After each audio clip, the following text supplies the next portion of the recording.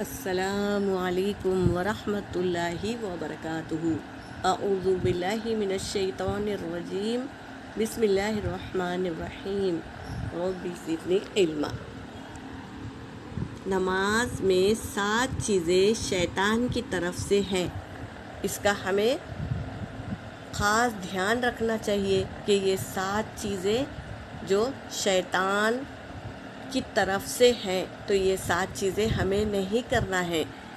Number 1 کیا ہے؟ نقصر پھوٹنا، یعنی ناک سے جو خون نکلتا ہے وہ شیطان کے طرف سے ہے۔ نمبر 2 اونگ آنا، نماز میں اونگ آتی ہے نا، تو یہ بھی شیطان کی طرف سے ہے، تو ہمیں ہوشیار رہنا ہے، اونگ نہیں آنے دینا ہے۔ وسوسے کا آنا، وسوسہ بھی شیطان لاتا ہے، تو ہمیں فوراً دماغ کو جھٹک کر نماز کی طرف ہمیں اکجا کرنا ہے، دماغ ہمارا وسوسے کو جھٹک دینا ہے۔ اور نمبر 4 جماعی آنا، جماعی آنا بھی شیطان کے طرف سے ہوتا ہے، اسے بھی ہمیں روکنا ہے۔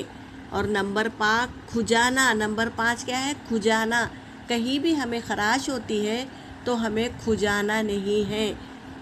اور نمبر 6 ادھر ادھر توجہ کرنا، یعنی ادھر ادھر دماغ لگانا یا نظریں گھمانا، یہ ممانعت ہے ہمیں کرنے کی، تو یہ شیطان کرواتا ہے، تو دھیان رکھنا ہے، ایسے عمل ہم کو نہیں کرنا ہے۔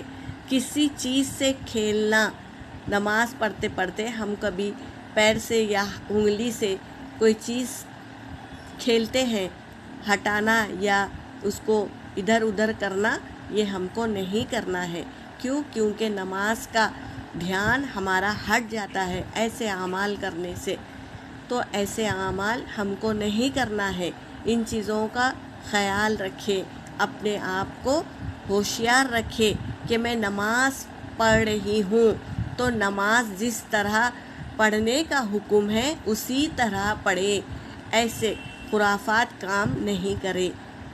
ایسا کرنے سے ہمارے نماز کا اثر زائل ہو جاتا ہے اور ہمیں اجر بہت کم ملتا ہے، تو کیوں ہم اپنا اجر ضائع کریں ایسے اعمال کر کے؟ تو ایسی عادتوں کو چھوڑ دے۔